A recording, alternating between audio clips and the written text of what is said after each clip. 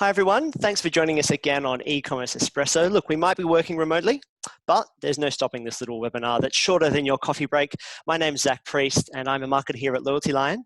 If this is the first time you've been joining us, welcome. Just a few quick things to note.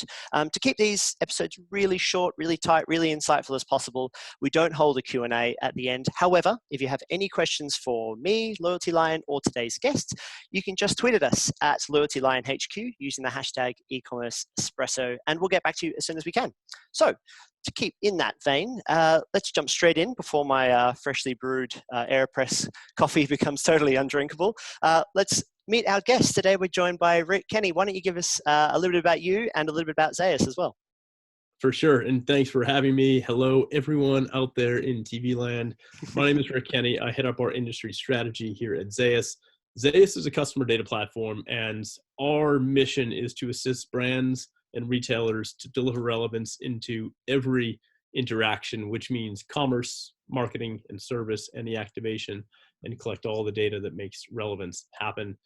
My role is a fun one. I get to work alongside both our customers, our partners, and into the entire ecosystem, just to espouse both the greatness of what's happening in the industry and to bring that and the experience of our customers back to the industry as well.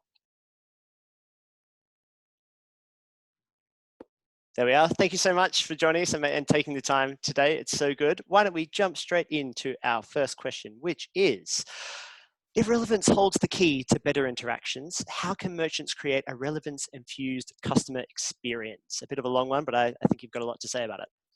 Yeah, and I love the word relevance, as you can hear already.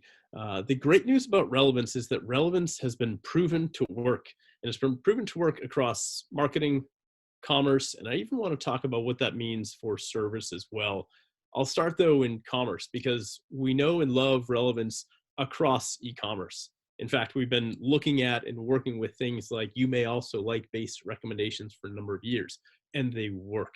As we've seen, shoppers that engage with the you may also like or other product recommendations on site are much more productive than those that don't. In fact, a shopper that does engage, meaning they click or tap a recommendation, is spending 5 times as much as one who does not. The challenge, though, is that a lot of our brand and retail friends, we kind of stop at you may also like. We stop at just the product detail page. Guys, we have to go a lot further than that. And even in commerce as one point, we need to make sure we go beyond product detail page into places like site search, consider and test other locations, whether it be category pages, landing pages. Yes, you could test out in checkout as well to see what that looks like. You will have varying degrees of success. Those same product recommendations, you should also be thinking about where do you bring those and that relevance that it provides into other places. Your marketing, for instance, has to be infused with product recommendations. Your product recommendations are the fuel of relevance across marketing. We've seen massive success in marketing as well. But one area that is very underdeveloped that we need to be thinking about of how we bring relevance into the experience is customer service. Customer service has long been and is the only one-to-one channel. It's the only time one agent is talking with one shopper at a time. The problem, though, is that they are absolutely data poor. We haven't invested farly enough in making sure customer service agents has access to data.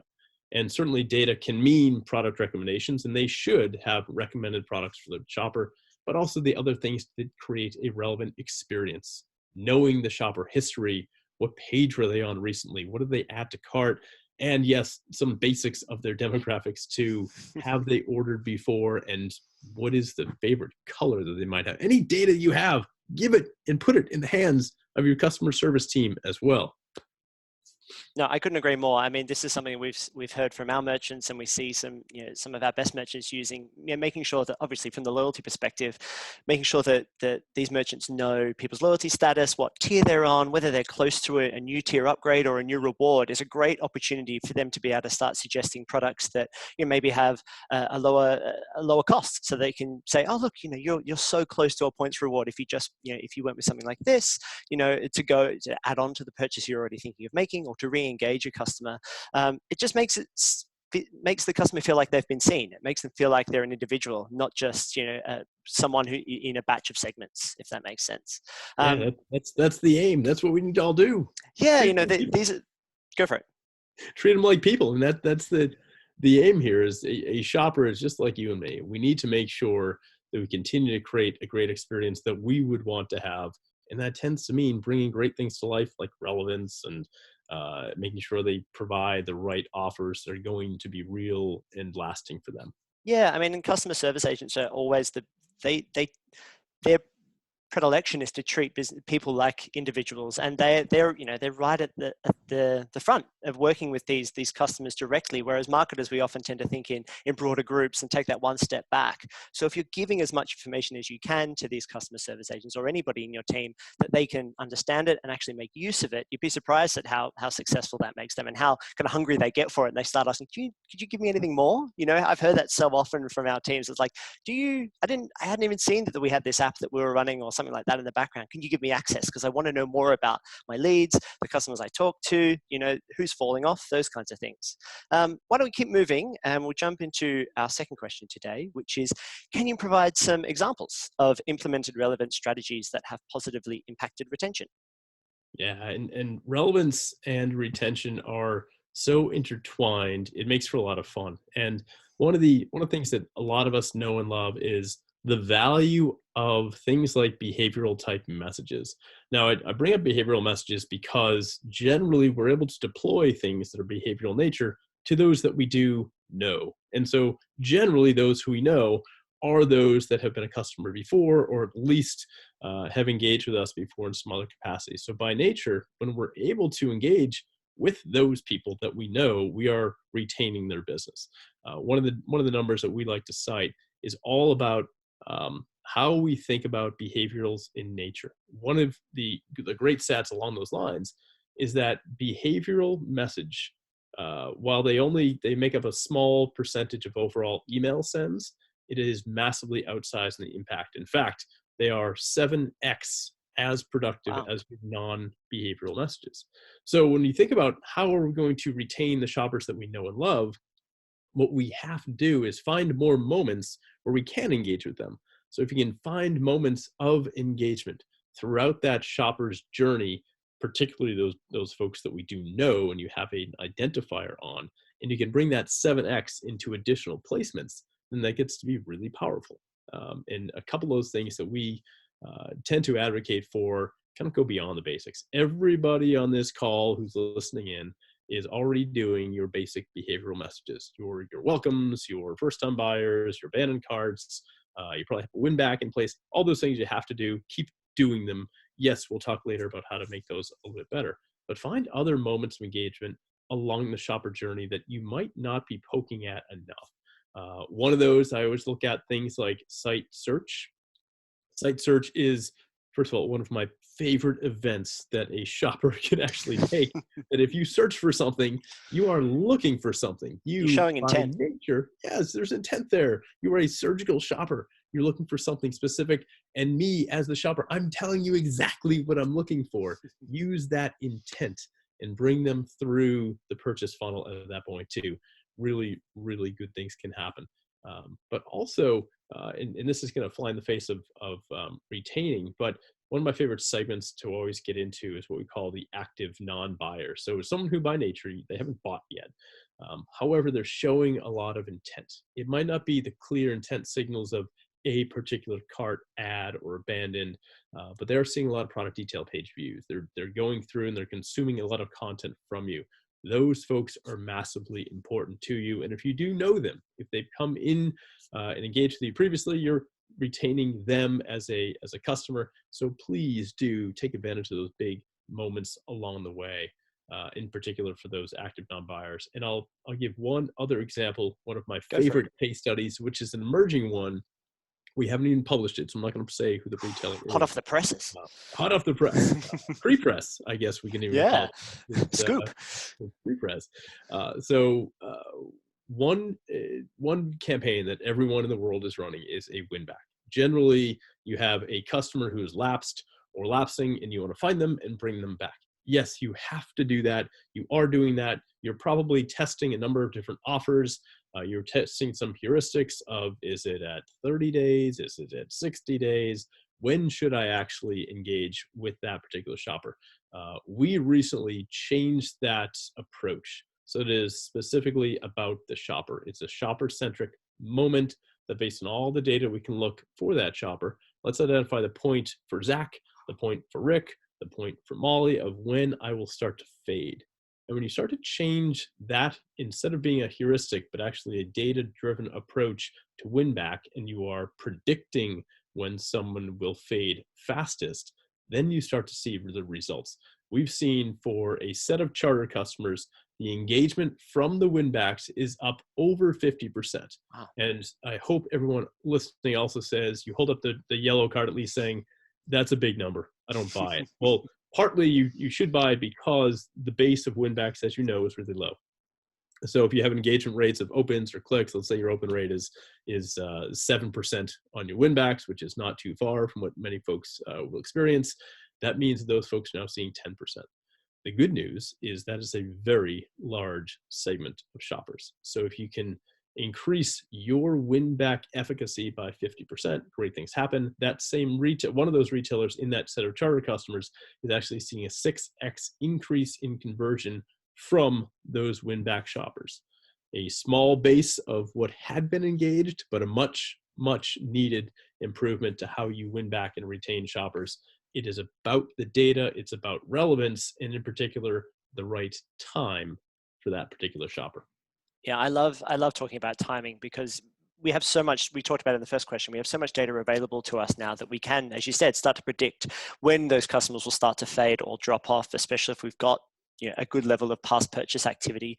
We think that we see our merchants taking that as an opportunity to surprise and delight their customers. One of our merchants, it's a beauty brand, Miraness, they when they expect or predict that a customer might be about to fade, they bump them up a loyalty tier level and start giving them VIP access to things like early access to products, exclusive sales, these kinds of things that if you're a customer that's starting to fade and suddenly you've been told that you're important and that your business is valuable and that you're suddenly getting some extra bonuses, that these are great incentives to bring those fading customers right back. And because it is surprising, it almost counts for more, because they're like, oh, I thought you'd almost forgotten about me. I was definitely forgetting about you, and now you're back, and I'm keen and I'm interested. So, they're great opportunities. And it's all about turning what can seem like a bit of a lost cause into great opportunities, because it's worth double. Because if they were going to fade anyway, suddenly you've got that extra bit of lifetime value from them.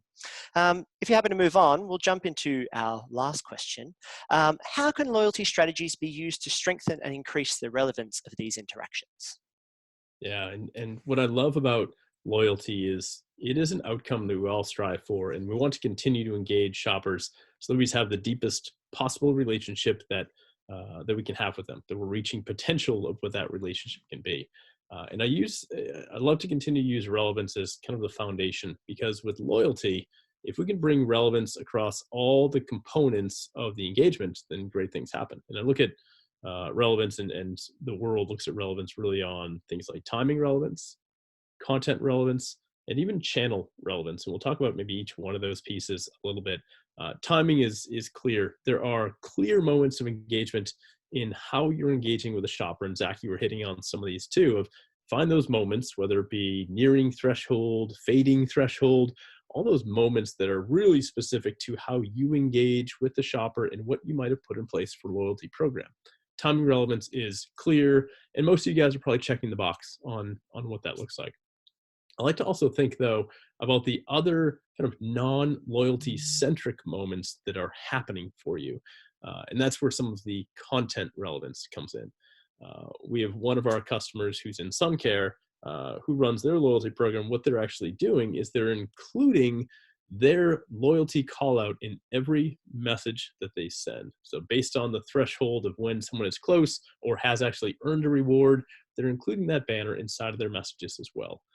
And what I love about that is you're giving something, you're providing a service to that shopper alongside the traditional message you have, but you're not sending an additional campaign. So you're not changing the frequency, but just increasing and enhancing what you're already doing to make that happen. So certainly from a content relevance, calling out with that shopper what that loyalty balance might be, what that means for dollars, what that means for offers, and what maybe offers could or could not be expiring for them at the moment. Tends to be really great. Yeah, it's a bit more personalized than just using their name at the start of the email, For sure. It's a great way to acknowledge that, and having worked with a number of retailers who employed their loyalty program for a kind of in a very ubiquitous manner, making very clear of where they are in tier, in rewards points, is just a great way to show that you just know that shopper, which is terrific.